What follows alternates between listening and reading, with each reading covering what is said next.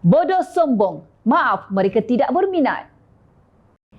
Ketua Pembangkang Datuk Seri Hamzah Zainuddin berkata Perikatan Nasional PN masih sedang mengumpul segala maklumat berhubung dakwaan ugutan yang diterima ahli parlimennya supaya menyokong kerajaan perpaduan sebelum membuat laporan polis. Pertengahan bulan lalu, Hamzah mendakwa ahli parlimen Kuala Kangsar Datuk Iskandar Zulkarnain Abdul Khalil diugut Suruhanjaya Pencegahan Rasuah Malaysia SPRM supaya menyokong kerajaan dan sekiranya enggan akan didakwa atas kesalahan rasuah.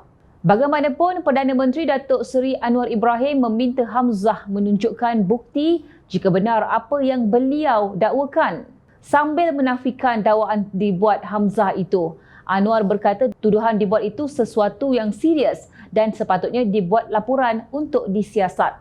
Terkini, Ahli Parlimen Labuan Datuk Indra Suhaili Abdul Rahman mengumumkan akan mengambil tindakan samaan terhadap pihak yang menfitnah beliau menerima sogokan atas tindakannya menyokong kerajaan. Suhaili menegaskan bahawa beliau tidak mengkhianati atau meninggalkan Parti Pribumi Bersatu Malaysia iaitu Bersatu. Saya tidak tinggalkan parti, jadi saya tidak khianat. Saya juga ingin menyatakan di sini bahawa ada fitnah dilontarkan kepada kami berempat yang kami ini menerima sogokan RM4 juta hingga RM6 juta.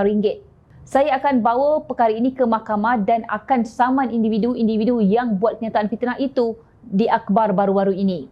Saya akan minta dia buktikan mana bukti kami disogok. Kalau tidak, saya akan saman malu. Katanya ketika ditemui pemberita di Pusat Konvensyen Antarabangsa Sabah SICC semalam. Ditanya lanjut bila tindakan itu akan diambil, beliau memaklumkan ia akan dibincangkan bersama 3 lagi ahli parlimen lain berhubung perkara tersebut. Pertama, kami akan bincang antara 4 orang kerana kami telah mengambil ketetapan untuk menyokong kerajaan tanpa meninggalkan parti, katanya lagi. Sementara itu, Suhaili menolak dakwaan berpakat dengan 3 ahli parlimen berkenaan untuk menyokong kerajaan. Sebaliknya, menjelaskan bahawa tidak mengenali mereka dengan dekat. Tidak, Kuala Kangsar dulu, iaitu menyatakan sokongan baru saya.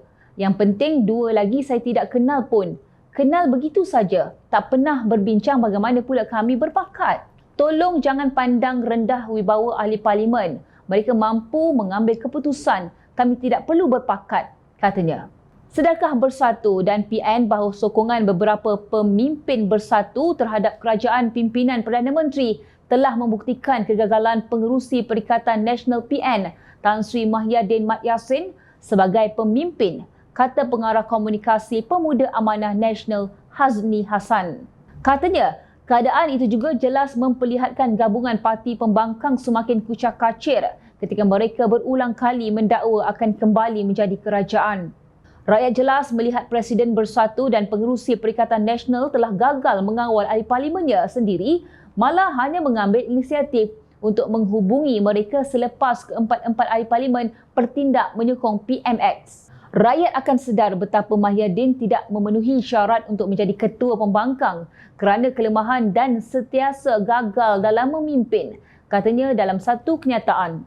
Kita sedia maklum kesemua mereka membuat keputusan itu dengan alasan demi kepentingan dan kebajikan pengundi di kawasan masing-masing.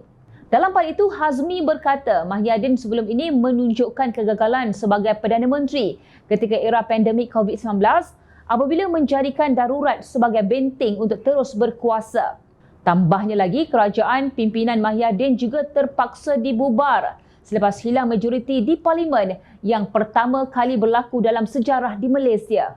Lebih memalukan, pihak yang menarik diri adalah rakan komponennya sendiri, BN, yang kemudian menjadi kerajaan selepas itu dan memberi ihsan padanya menjadi penasihat ekonomi, katanya.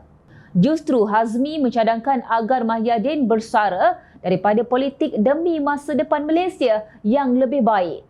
Di sini, ada sesuatu yang perlu dipelajari. Jangan pandang enteng kepada kewibawaan seorang ahli parlimen dalam memastikan hak rakyat dan pengundi mereka terbela. Ada wakil rakyat yang menjadi calon kerana berhasrat untuk berkuasa dan menjadi kaya raya. Namun, ramai antara mereka yang berjuang seikhlas mungkin untuk membantu mengubah hidup para pengundi mereka.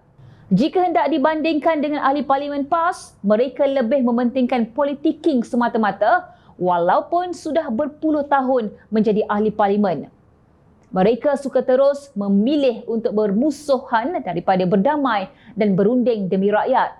Bagi mereka, lantaklah bila rakyat datang bertanya peruntukan, mereka akan bagi alasan kerajaan pusat berlaku zalim. Jadi rakyat tidak dapat dibantu, sedangkan mereka yang bodoh sombong. Apa yang PAS dan PN lebih teruja ketika di parlimen? Mereka lebih teruja untuk berbalah tentang takbir, kunut nazilah, DAP komunis, kafir mengkafirkan dan menghina personaliti orang lain. 2 bulan bersidang, apa yang anda lihat kebaikan yang dibawa oleh PN untuk rakyat? Maaf, mereka tidak berminat untuk berbahas tentang semua ini.